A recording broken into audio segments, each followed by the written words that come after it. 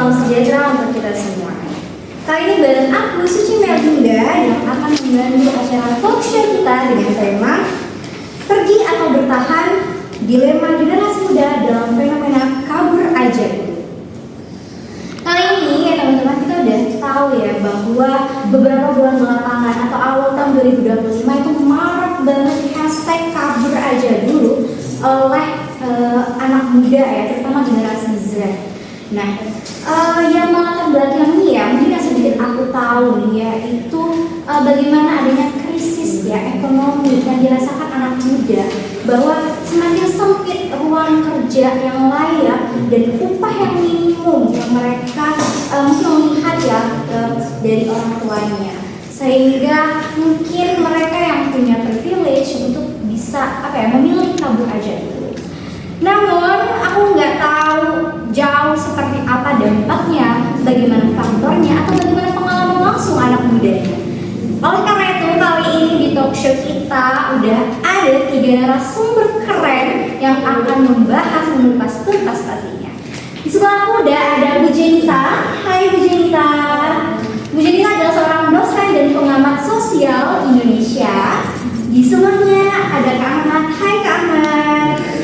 Ya, Kak Ahmad adalah seorang engineer ya di salah satu perusahaan di Tokyo, Jepang. Dan di sebelahnya ada anak muda ya. Dia adalah seorang mahasiswa yang sedang mengemban studi S3 manajemen di University Melbourne di Australia. Wow, keren banget ya narasumber kita hari ini yang pastinya mereka punya pengalaman dan pastinya bisa melihat perspektif langsung di bidang sosialnya dan bagaimana dampak pada negara. Langsung aja nih kita tanya-tanya santai ya guys ya, santai tapi serius ya, kepada Bu Jen. Hai Bu Jen. Ya, bagaimana nih Bu Jen melihat atau memaknai dari perspektif sosiologinya ya, bagaimana fenomena kabur aja dulu nih sebagai, apakah ini benar ya sebagai bentuk ekspresi sosial anak muda terhadap kondisi ekonomi, sosial dan politik di Indonesia sendiri? Bagaimana?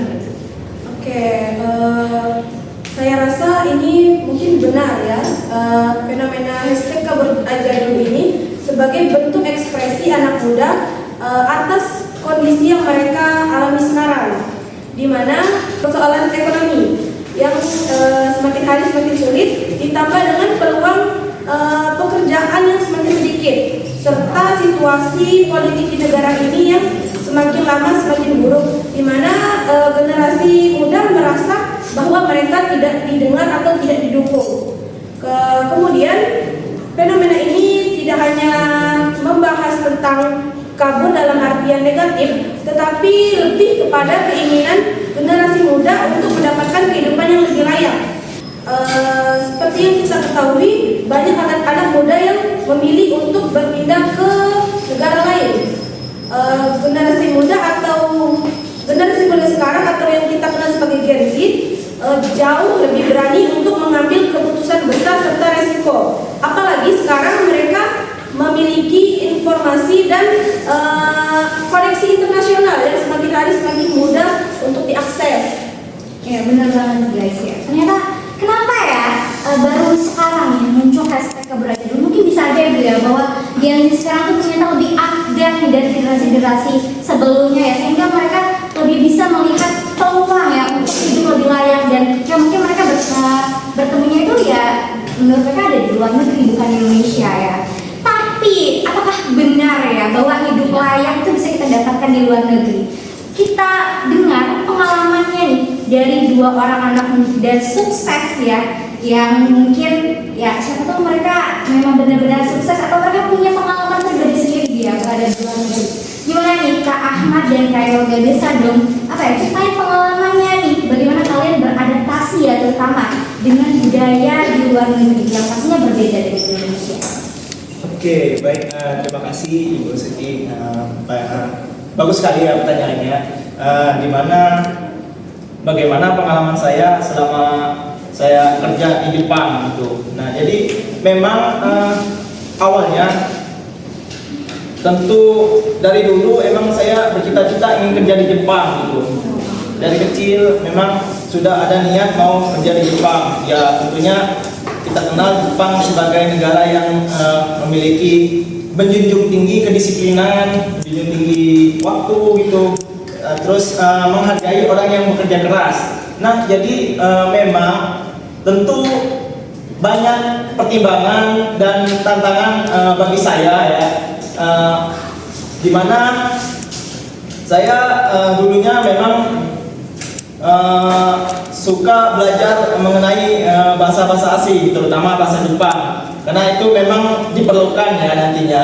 Nah, jadi memang motivasi saya siapapun bisa jadi apapun. Nah, dari motivasi saya tersebut, jadi saya berusaha keras melatih skill saya, baik itu dari mesin, bisnis digital, baik itu mempelajari bahasa-bahasa.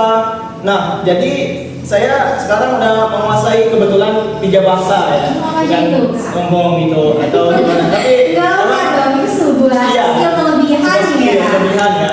Nah, jadi memang itu bukan suatu hal yang mudah ya bagi saya, karena memang perlu banyak hal yang dikorbankan ya, baik itu secara finansial, waktu gitu.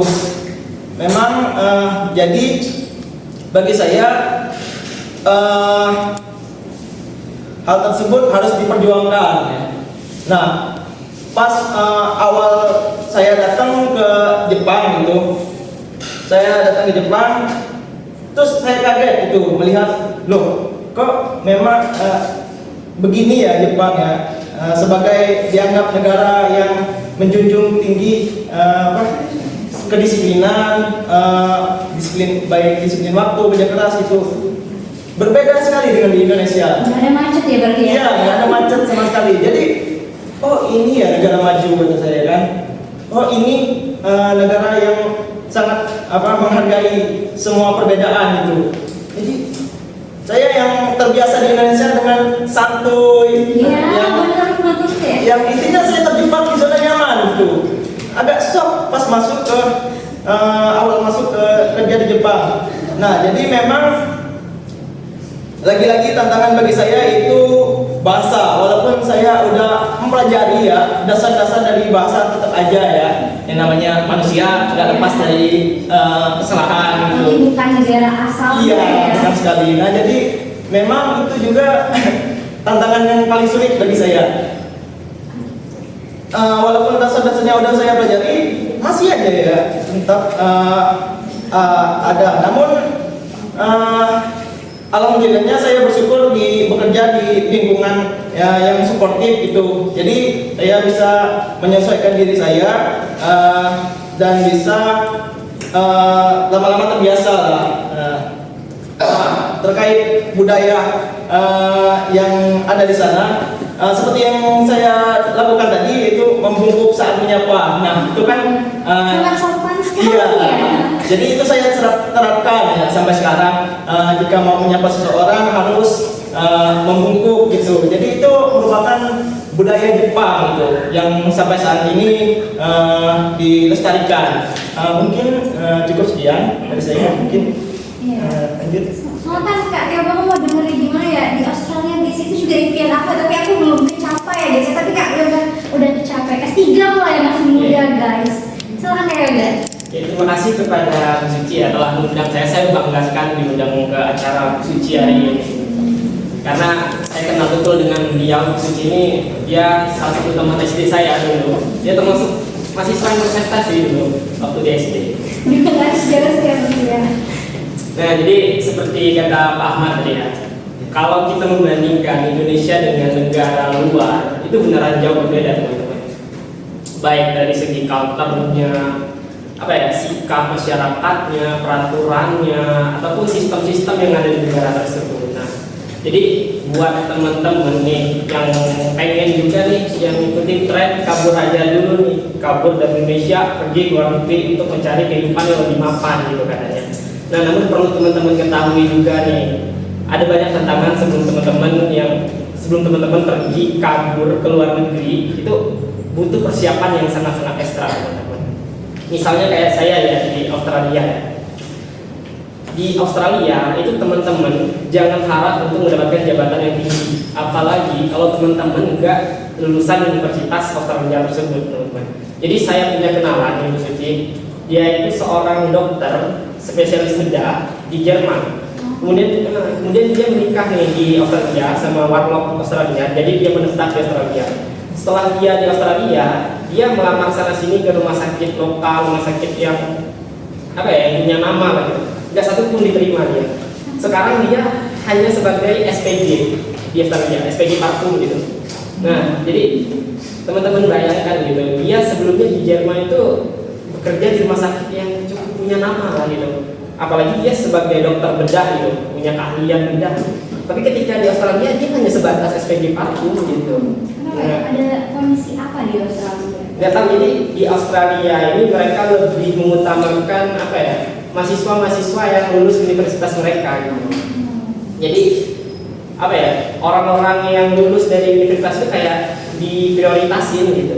Jadi untuk kita misalnya nih pengen kerja di sana untuk menetap lebih lama, pengen bercita-cita menjadi misalnya kayak Bapak Ahmad tadi sebagai engineering ya di Jepang, itu sulit kalau di Australia, teman-teman.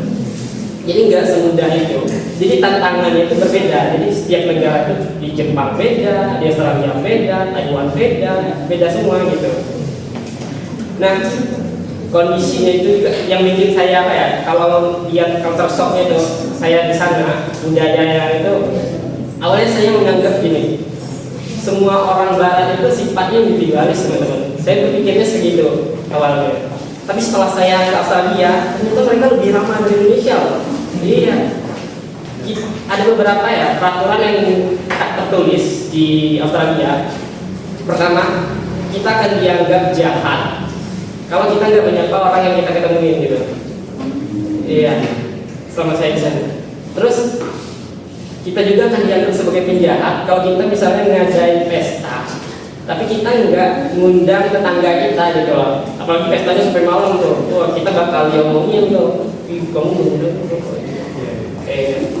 jadi kalau dari segi keramat-tamahannya di sana saya aku ini memang ramah gitu.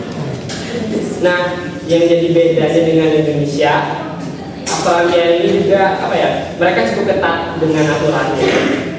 Misalnya gini kan, di jalan raya kayak kata Pak Ahmad tadi, mereka sangat menghormati yang namanya kecepatan gitu. Jadi kita nggak boleh terlalu lambat, kita juga nggak boleh terlalu cepat gitu. Kalau misalnya kita pengen nyebrang jalan misalnya kita pengen nyebrang, terus ada orang yang membiarkan kita untuk menyebrang, kita ngacung-ngacungkan jempol gitu. Kalau enggak, terima kasih gitu. Dan kita harus cepet tuh, kalau enggak ditabrak begitu. Kayak gitu. Jadi itu teman-teman, kalau teman-teman misalnya sekiranya pengen ke luar negeri, teman-teman harus tahu dulu nih daerah yang pengen teman-teman tuju itu daerahnya yang seperti apa gitu loh, apa yang perlu dipersiapin gitu. Jadi ada banyak catatan lah, nggak hanya ikut-ikutan tren pergi kabur aja dulu gitu kan. Kalau kita lihat TikTok kabur aja dulu, tapi nggak tahu nih kaburnya kemana, ujungnya ke Kamboja. Benar banget teman-teman. Artinya sebelum itu adalah keputusan yang sangat harus dipikirkan secara matang-matang ya teman-teman, harus dipersiapkan secara matang. Karena pastinya salah satu juga banyak yang dikorbankan, terutama finansial.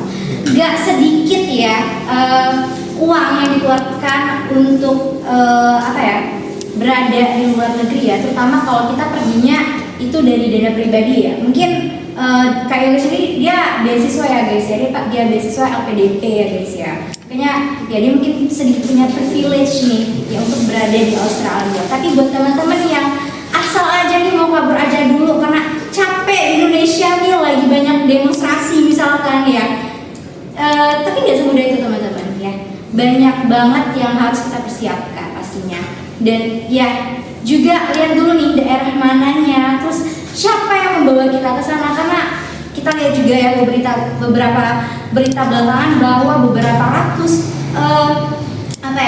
warga Indonesia itu ternyata ditipu, malah akan takut banget ya akan dijadikan eksploitasi gitu ya, eksploitasi ya. Takut banget ya guys ya. Jadi ya teman-teman harus berhati-hati lebih ya untuk memilih tren kabur aja dulu itu yang seperti apa ya. Nah, bicara soal apa ya, bagaimana tantangannya, pastinya ada juga dampaknya nih ya. Dampak untuk negara sendiri ya. Artinya ya seperti apa nih menurut kembali ke Bujen ya guys ya. Secara apa ya, dampak sosial jangka panjang ya. Tren anak muda memilih merantau atau ya pindah ke luar negeri ya, bagi masyarakat Indonesia sendiri ataupun bagi negara nih yang mungkin kurang yang mempersiapkan lapangan pekerjaan, tidak seperti di Australia tadi ya, yang benar-benar mengutamakan warga lokalnya dan benar-benar lulusan di sana itu ya kerja gitu ya pastinya. Gimana nih Bu Jen?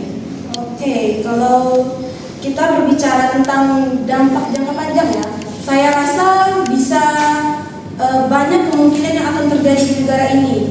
Secara singkat kita akan membahas dampak positif dan negatif. Dampak positifnya, jika generasi seperti Kak Ahmad dan Kak Yola bermigrasi ke luar negeri lalu memutuskan untuk kembali lagi ke negara ini, maka mereka membawa ilmu, pengalaman serta koneksi yang baru, sehingga itu bisa bermanfaat bagi masyarakat luas. Namun kita berbicara dampak negatifnya, jika mereka merasa terlalu nyaman di luar negeri sehingga mereka memutuskan untuk tidak kembali lagi ke negara ini, maka negara mengalami kerugian di mana anak muda yang berpotensi menghilang dari negara ini. Kemudian dan ini juga akan menyebabkan ketimpangan sosial dan perubahan struktur sosial. Dan saya rasa negara dan masyarakat perlu untuk menciptakan lingkungan di mana generasi muda merasa mereka didengar serta didukung. Iya, benar banget sih guys ya. Adanya ketimpangan sosial ya Bu ya, karena tadi aku bilang ya bahwa ternyata yang bisa melakukan tren kabur aja dulu teman-teman itu ya bisa dilihat bahwa teman-teman yang punya privilege saja ya, baik itu dari segi ekonominya, pendidikan mereka, tapi bagaimana dengan anak muda yang bahkan untuk mengenyam pendidikan saja itu tidak bisa ya, bahkan untuk punya ekonomi aja mereka sangat sulit gitu, apalagi mau ikut tren kabur aja dulu ke luar negeri, pastinya butuh apa ya, tantangannya akan 2 kali lipat lebih berat mungkin ya daripada Kak Yoga dengan Kak Ahmad ya.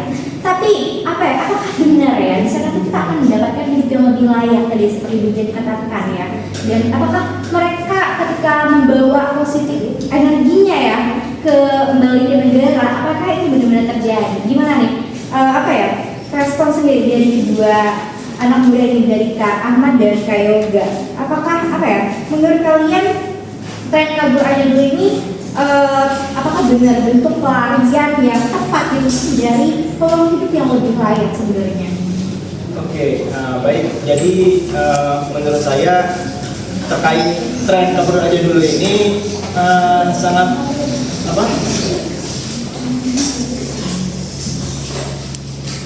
sangat ramai ya sekarang dibicarakan atau dibincangkan terutama oleh kaum muda ya, di media sosial seperti TikTok, Instagram gitu. Nah jadi memang mereka ini saya sebagai anak muda merasa frustasi gitu, frustasi dimana di Indonesia itu kita nggak dianggap, kita udah kerja keras, kita udah buat cipta sebuah karya itu nggak dihargain gitu.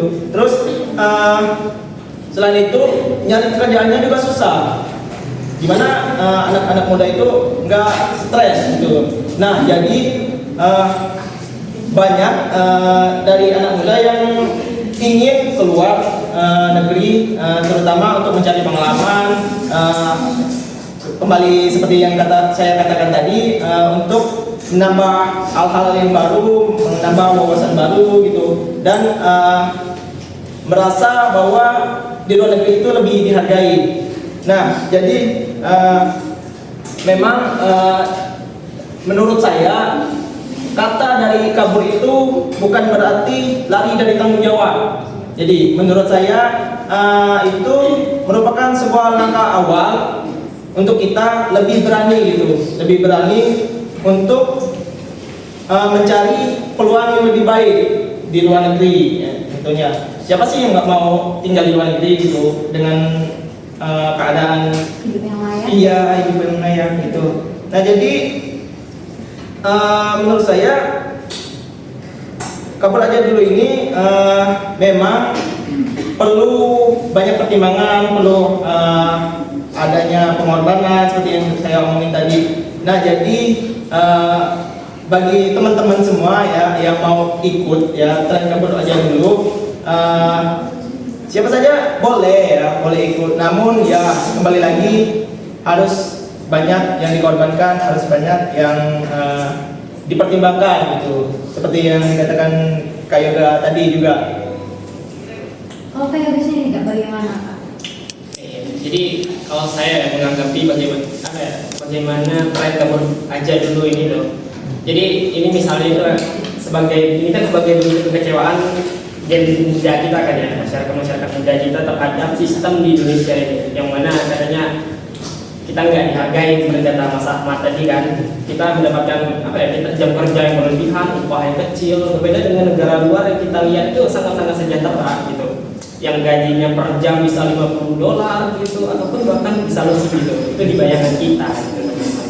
Nah teman-teman, itu memang benar loh. Kalau teman-teman pengen keluar negeri untuk mendapatkan peluang hidup yang lebih layak, itu memang sangat dianjurkan gitu. Itu memang sesuatu yang baik. Akan tetapi seperti tadi ada perlu banyak catatan yang kita siapin gitu. Banyak PR yang perlu kita siapkan gitu.